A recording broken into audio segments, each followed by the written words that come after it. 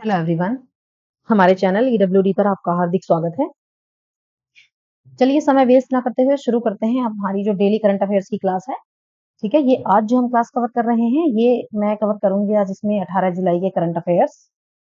ठीक है, तो देखिए ये जो हमारी क्लास है डेली आपको 7 AM पर मिलती है।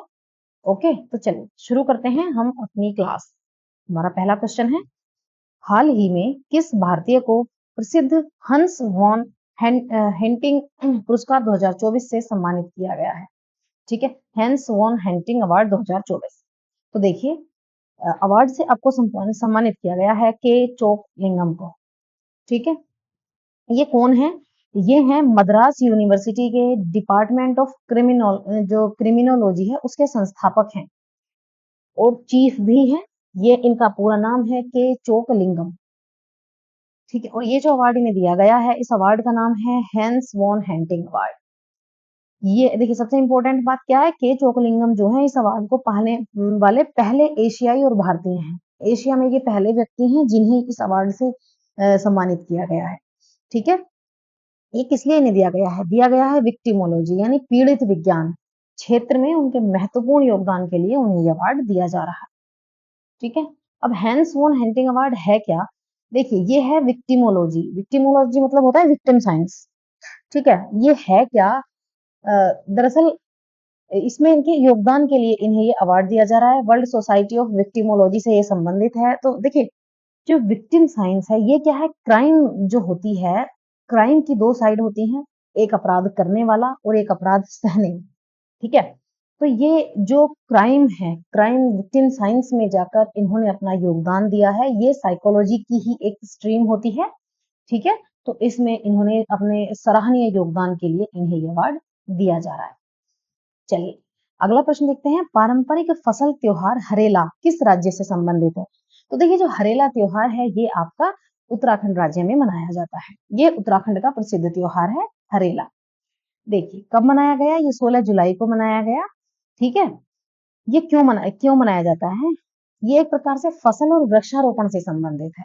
ठीक है, कब मनाते हैं? ये कर्क संक्रांति जो है श्रावण मास के प्रथम दिन, सावन के प्रथम दिन इसको मनाया जाता है।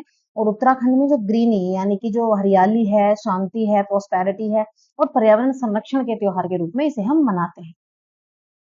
उत्तराखंड में और कौन कौन से त्योहार मनाए जाते हैं देख लेते हैं एक बार। तो उत्तराखंड में मनाया जाता है फूलदेई त्योहार, भितोली महोत्सव, गंगा दशहरा महोत्सव। ठीक है, एक है हिल यात्रा, ये भी उत्तराखंड का ही त्योहार है। एक है कांगली महोत्सव। ठीक है, तो ये जितने भी महोत्सव हैं ये आपके उत्तराखंड में मनाए जाते हैं। और हरेला उत्सव तो हमने अभी पढ़ा ही है, हरेला उत्सव भी उत्तराखंड का ही है। चलिए अगला प्रश्न देखते हैं, आईपीएस राजीव कुमार को किस राज्य का डीजीपी बनाया गया है? डीजीपी मतलब डायरेक्टर जनरल ऑफ पुलिस। ये पुलिस कहीं की भी जो पुलिस विभाग है उसके प्रमुख होते हैं। ठीक है, तो इन्हें बनाया गया है पश्चिम बंगाल का डीजीपी। बात कर रहे हैं हम राजीव कुमार की। ठीक है, तो क्या है कि देखिए इन्हें क्या है, इन्हें ना इलेक्शन कमीशन ने इन्हें हटाने का आदेश दिया था एक्चुअल में। तो उस समय तो इन्हें हटा के दूसरी जगह ट्रांसफर कर दिया गया और अब इन्हें इलेक्शन के बाद इन्हें डीजीपी बना दिया गया है। ये किसका स्थान लेंगे? ये लेंगे संजय मुखर्जी का प्लेस लेंगे। और ये 1989 के वेस्ट बंगाल कैडर के ही आईपीएस ऑफिसर हैं। चलिए अगला प्रश्न देखते हैं, नीति आयोग ने नीति गियर शिफ्ट चैलेंज शुरू किया है। कौन सा चैलेंज शुरू किया है? नीति गियर शिफ्ट चैलेंज ये शुरू किया है। और नीति गियर शिफ्ट चैलेंज का संबंध किससे है? तो देखिए ये संबंध है आपका जीरो एमिशन ट्रक्स यानी ZETs। ठीक है, इस संबंध है आपका जीरो एमिशन ट्रक्स से। ये एक्चुअल में है क्या, इसके बारे में थोड़ा सा जान लेते हैं। तो देखिए नीति आयोग ने क्या किया है, ई फास्ट इंडिया पहल की शुरुआत जो की है उसके तहत ये नीति गियर शिफ्ट चैलेंज की घोषणा की गई है। ठीक है, इसमें क्या होगा, भारत में जीरो एमिशन ट्रक्स अपनाने में तेजी लाना इसका उद्देश्य रहेगा। जल्दी से जल्दी भारत में जो जीरो एमिशन ट्रक हैं उनको अपनाया जाएगा। ठीक है, इसमें क्या होगा, ये किसके लिए किया जा रहा है? इसमें क्या होगा, नीति आयोग जो स्टूडेंट्स हैं, ट्रांसपोर्ट सर्विस प्रोफेशनल्स हैं, एकेडमिक्स हैं और रिसर्चर्स हैं। ठीक है, उनको जीरो एमिशन ट्रक के मॉडल्स बनाने के लिए आमंत्रित करेगा। ठीक है, अब देखिए इससे क्या होगा, देखिए ये कितनी बड़ी पहल है। यदि आप इसे देखें तो जो स्टूडेंट्स हैं उन्हें, ट्रांसपोर्ट सर्विस प्रोफेशनल्स हैं उन्हें, एकेडमिक्स को, रिसर्चर्स को, इन सभी को ये आमंत्रित करेगा नीति आयोग। जो नीति गियर शिफ्ट चैलेंज है ये, इसमें जीरो एमिशन ट्रक्स बनाने के लिए इसमें कंपटीशन चलेगा, चैलेंज चलेगा। अब इसका उद्देश्य देखते हैं। उद्देश्य है जीरो एमिशन ट्रक जो है उनको अपनाने के लिए इनोवेटिव बिजनेस मॉडल को बढ़ावा देना, इसका उद्देश्य है। और ई फास्ट इंडिया यानी electric freight accelerator for sustainable transport जो है ये इसी के तहत है। इसकी शुरुआत कब से हुई? वर्ष 2022 से शुरुआत हुई है और भारत में सड़क आधारित माल परिवहन को कार्बन फ्री करना इसका उद्देश्य है। ठीक है, चलिए अगला प्रश्न देख रहे हैं। मानवी मधु कश्यप किस राज्य की पहली ट्रांस वुमेन सब इंस्पेक्टर बनी है? तो ये जो है पहली ट्रांस वुमेन सब इंस्पेक्टर बनी है, किस राज्य से ये हैं? तो ये हैं आपकी बिहार से। ठीक है, ये बिहार की हैं और ये सब इंस्पेक्टर बन गई हैं। अब बिहार में आपको पता है किसी ट्रांसजेंडर को इस तरीके से आना सबसे बड़ी बात होती है। ठीक है, तो ये क्या है? फीमेल ट्रांसजेंडर है, मानवी मधु कश्यप इनका नाम है। चलिए अब क्या है, बिहार पुलिस ने वैसे तो 3 ट्रांसजेंडर व्यक्तियों को सब इंस्पेक्टर बनाया है, जिसमें से 2 मेल हैं और एक ये फीमेल है।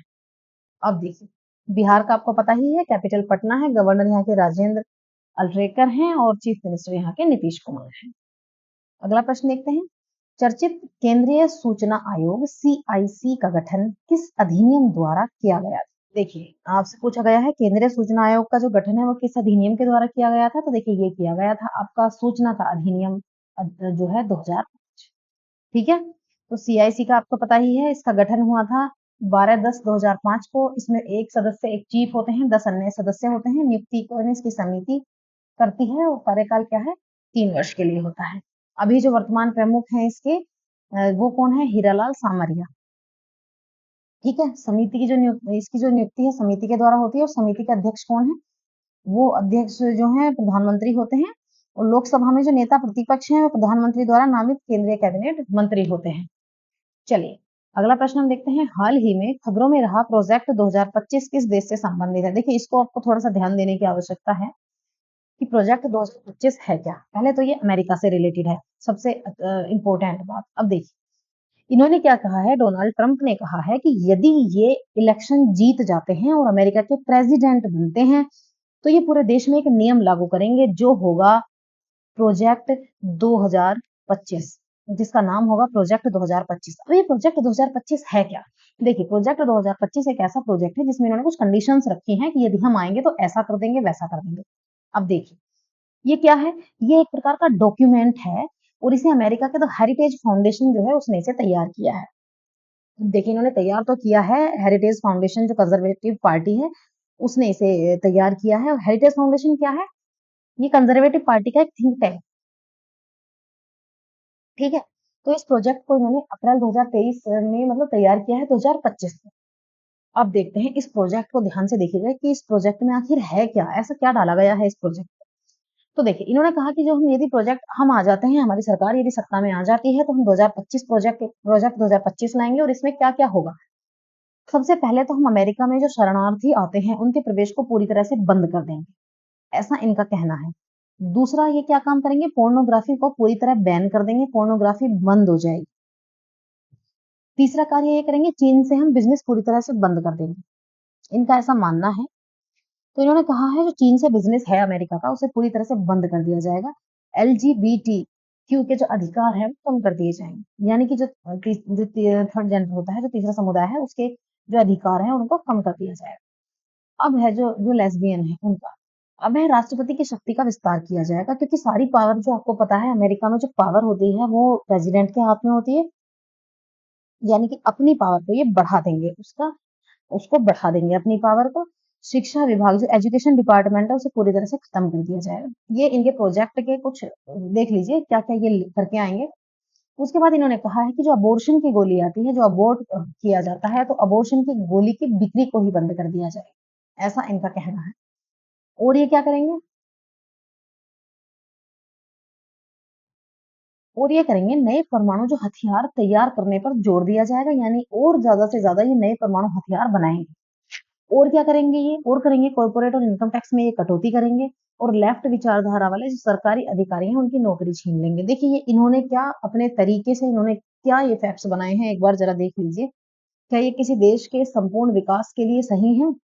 ये जो इन्होंने बनाए हैं, इन्होंने कहा है जो इनकी विचारधारा के लेफ्ट होंगे उनको तो ये नौकरी उनकी छीन लेंगे, अबॉर्शन की गोली बंद कर देंगे, ठीक है। इन्होंने बहुत सी चीजें ऐसी लगाई हैं कि जो एक देश के लिए वैसे संभव नहीं है। बाकी देखो अभी क्या होता है अमेरिका में, और इनका ये प्रोजेक्ट 25 है। और इन्होंने कहा है डिफेंस और फॉरेन पॉलिसी बहुत ज्यादा आक्रामक हो जाएगी। आक्रामक का मतलब आप समझते हैं? आक्रामक का मतलब होता है, मतलब एक सामने वाले से पोलाइटली बात ना करके पूरी तरह से डिफेंसिव होकर, पूरी तरह से बिल्कुल आक्रामक रूप से बात करना उससे, आक्रामक रूप से उसके साथ डील करना, समझे? तो देखिए ये फैक्ट्स हैं आपके प्रोजेक्ट 2025 के, जो अमेरिका में डोनाल्ड ट्रंप ने बताए हैं कि यदि हम आते हैं सत्ता में तो हम ऐसे-ऐसे कर देंगे। चलिए, अगला प्रश्न देखते हैं। प्रसिद्ध हिंदू त्योहार खर्ची पूजा निम्नलिखित में से किस राज्य में मनाया जाता है? त्योहार का नाम है खर्ची पूजा। तो खर्ची पूजा आपका मनाया जाता है त्रिपुरा में।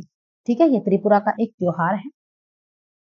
और ये देखिए जो है ये कब मनाया जाता है? ये आषाढ़ मास की जो शुक्ल अष्टमी है, ठीक है, आषाढ़ मास की शुक्ल अष्टमी को ये मनाया जाता है। और ये 14 जुलाई से शुरू हुआ है और 23 जुलाई तक ये चलेगा। ठीक है, 14 जुलाई से शुरू होकर ये 23 जुलाई तक चलने वाला है।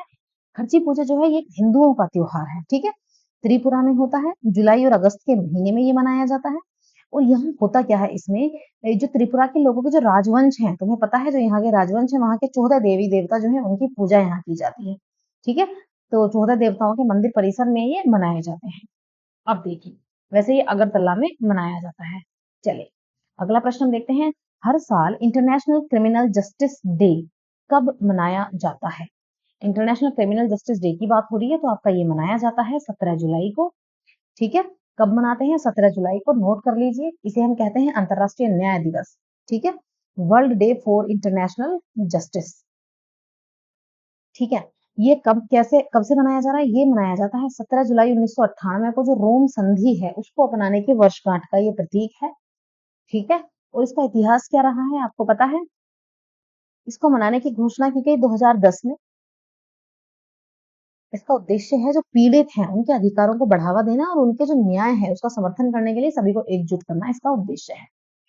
चलिए, अगला प्रश्न देखते हैं। मध्य प्रदेश ने किस शहर में एक दिन में 11 लाख पेड़ लगाकर वर्ल्ड रिकॉर्ड बना दिया है? देखिए ये बहुत बड़ी पहल है।